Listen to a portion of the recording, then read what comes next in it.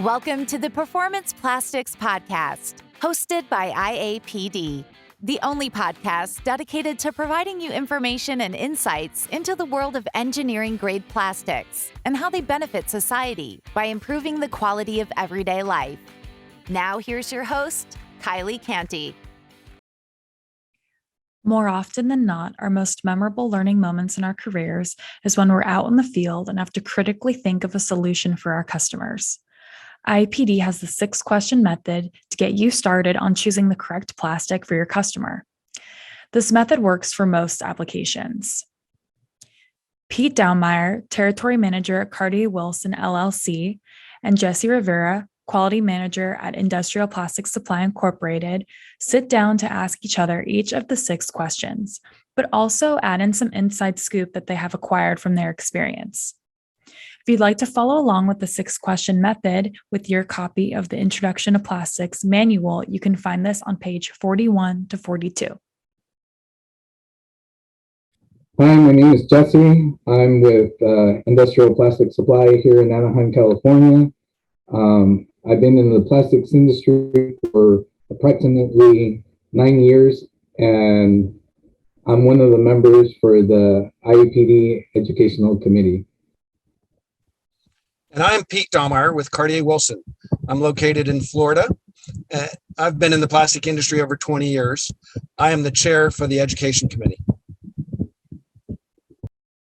So today we'd like to talk about different questions that you can ask your customers about plastics when they need guidance towards the direction of selecting a plastic.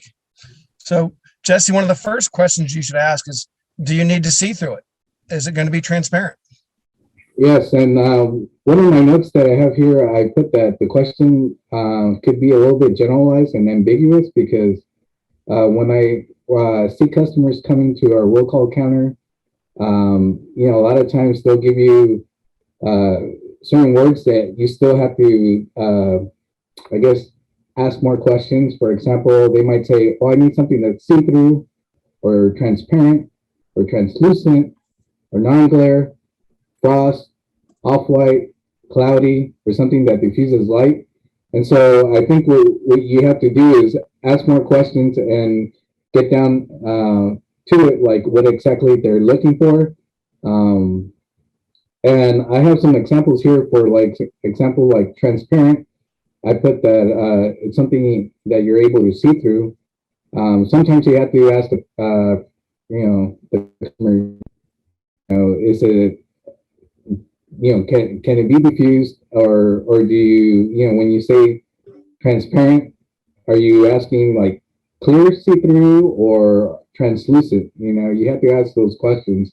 And then when for translucent, I put here that it's defined as diffusing lights so that the objects beyond cannot be seen clearly. So it's stuff that you have to ask the customer. Again, you never know. So it's a kind of ambiguous question. You get ambiguous answers. Yeah, it's very good that you actually clarify with your customer when they say, clear or see-through. How see-through do you want it? I had a customer a few years back that was looking for a sight glass. They were doing a fabric, and they were hitting it with a nitrogen chemical to make it foam up, and it was running down a chamber about 4 feet in diameter. And they needed to be able to see what was going on inside the chamber. The piece of glass actually they were using to look through broke, and it really damaged the chamber. So once the chamber was repaired, they needed something that would perform better. And they knew that the chemicals would attack the polycarbonate or acrylic. So we actually went into a clear PVC. It worked wonderfully. It was not attacked by the chemicals flowing through the chamber, and they were able to view the product as it went down through the chamber. I think that's a good point that you said you went with clear PVC because in the performance plastics, but we have stuff here that, when you ask if it's see-through, you can narrow it down to a few materials. And, we have here acrylic, cast or extruded, polycarbonate, PETG, and as you said, clear PVC. And there's also FEP. Question 2 is, what will be the operating temperature for the application? Operating temperature can be deceiving. A lot of times you're thinking about different temperature in the room, like your ambient temperature, or what kind of chemical reaction is happening. Are you creating heat? Is your chemical reaction exothermic? But a lot of people don't think about radiant temperature.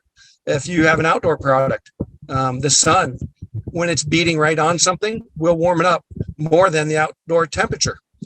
Is there moisture involved? Is there cold water flow?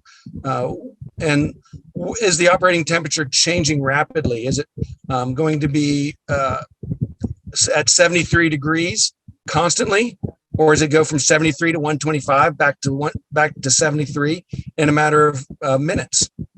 Sometimes that can really have an effect on the plastic.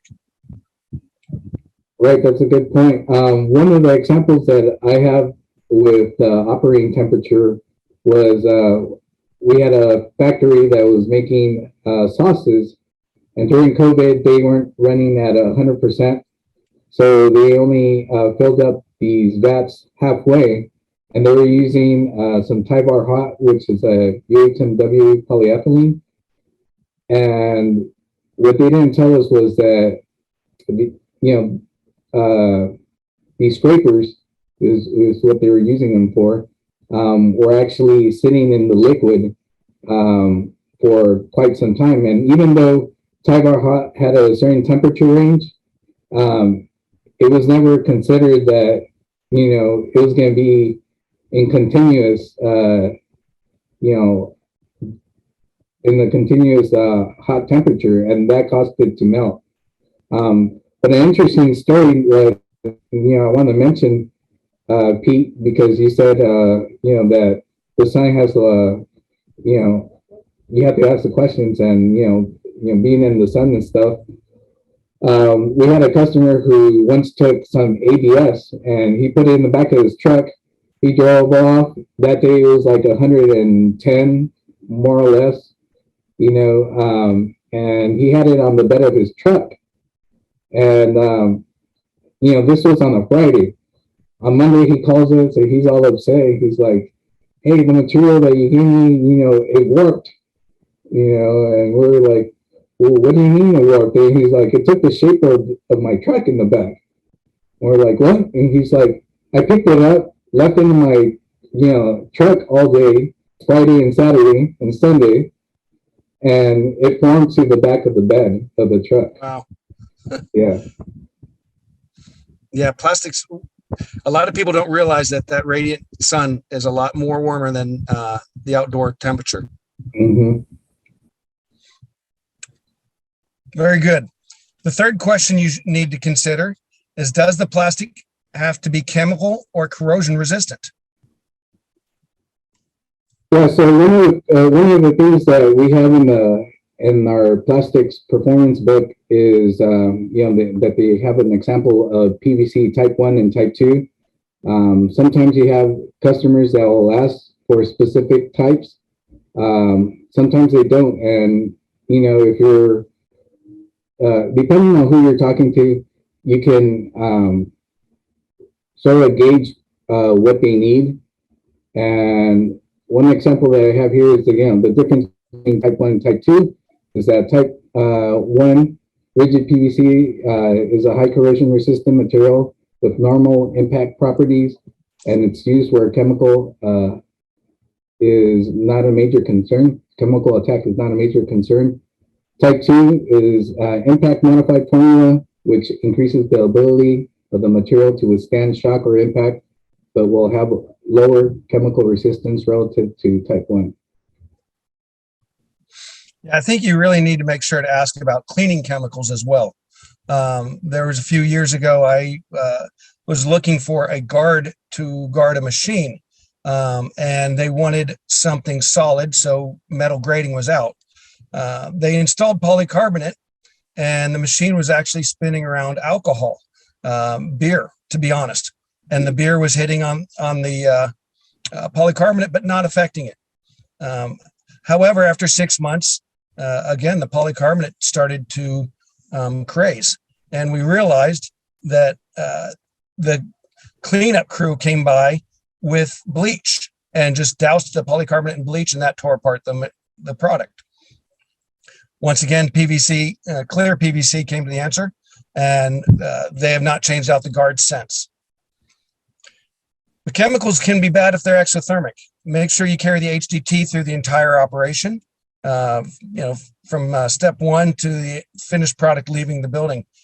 You got to make sure you worry about the heat deflection temperature, because those chemicals can attack and can create heat. Okay, question number 4 says, what are the tensile/load requirements? So a lot of the things with tensile and load is whether or not the part is moving. Are parts moving against it? If so, is that creating friction, creating heat? Always make sure you look at your tensile and load requirements against heat or against the atmosphere that's going on with the process.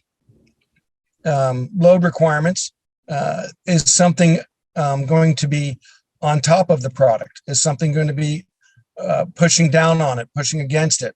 What is the product actually going to be stretched or pulled? So make sure you always check on the tensile versus the load requirements for the process. Yeah, one note that I have here in my that I wanted to point out is that you always have to figure out who you're talking to, whether it's Harvey homeowner, if it's somebody running a CNC, plant manager, or an engineer.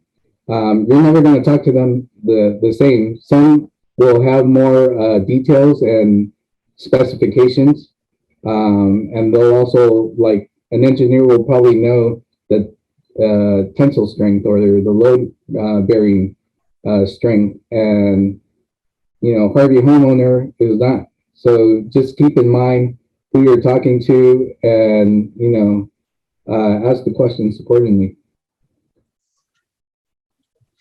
Have you had any specific applications like this about maybe shelves or things like that? With this, let me see here. Oh, yes. So one of the stories that I have here was there was a customer that came in. He bought some acrylic and he said, I need some acrylic to make a shelf. And he goes and, we cut it up for him. He takes it home. He comes back a couple of hours later and he's upset because he says that the material's warped. And we're like, well, when you took it, it was fine. He's like, yeah, but I installed it and it's warped. So we gave him we cut another piece. He took it home, and the next day he said it worked again. And we're trying to scratch our heads. Well, what's happening? It turns out that this guy made a shelf, but what he didn't tell us was that he made the shelf above the fireplace. So the heat from the fireplace was actually rising and causing the acrylic to, warp and melt. And it was just like, going back to what we were saying, sometimes you need a little bit more detail. If a customer comes in and doesn't give you all the details, it's hard, to help them out. A lot of times too, we'll have a customer coming in and they want to keep hush hush about everything, and you ask them, okay, what's the application? Well, I can't tell you, and we're like, okay, well, does it have to be a certain color? Well, I can't tell you. And you ask all these questions and the same answer, I can't tell you. And in the end, you're practically saying, well, I can't help you if I don't know. Yeah, that comes down to, can they not tell you because they don't want to, or because they don't know themselves? Yeah, a lot of times though, I mean, we're fine signing non-disclosures. I mean, it's not a big deal for us, but it all depends on again the customer. Yes, that's always great when you're working with an engineer, because engineers will know all the different questions that you're going to ask. So, Jesse, the next question I want to ask: what specific characteristics are required? So for this one, some of the notes that I wrote down here was, whether it's, outdoor or indoor, that's going to make a difference because you got to find out if something's has a UV inhibitor or doesn't need a UV inhibitor.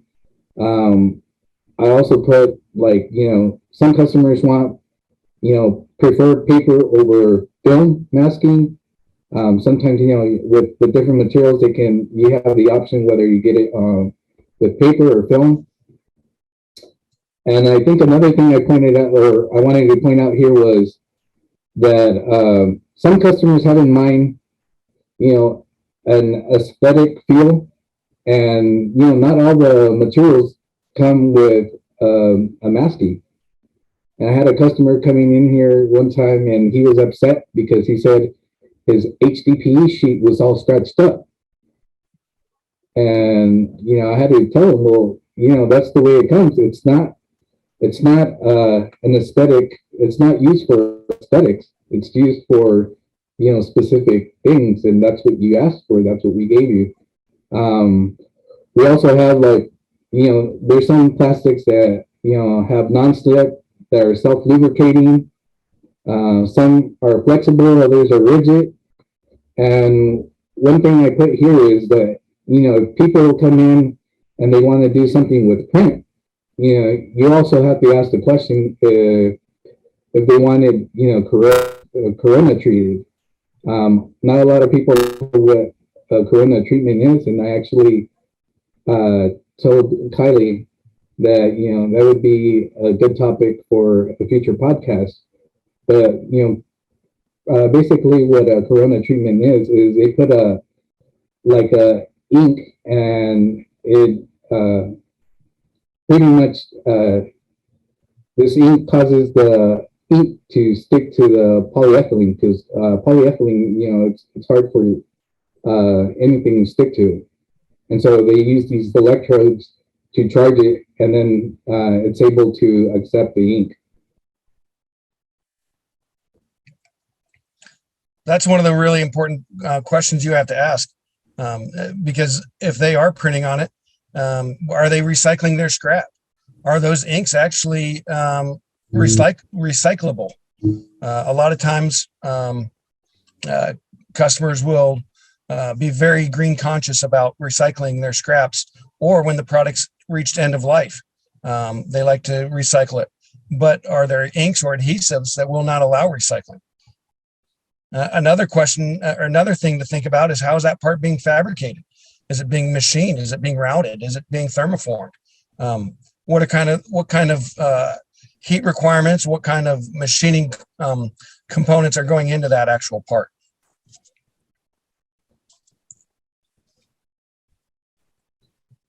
All right. And then the next question, which is the final question, is, are there any special needs to consider?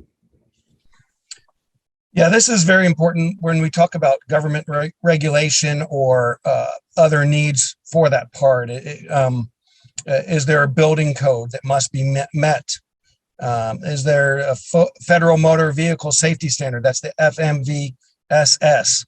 Usually you'll see a 302 or a 313 or a 311 when it comes to plastics in vehicles. There's FM 4910. FM stands for Factory Mutual.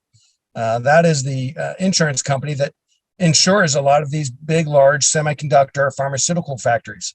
If the product must meet that FM 49 spec before it is allowed to go into their factory. Other specifications include the ASTM E84, which covers a lot of if it will burn or not. And is there any kind of UV inhibitors or do they need extra friction? Do they need less friction control?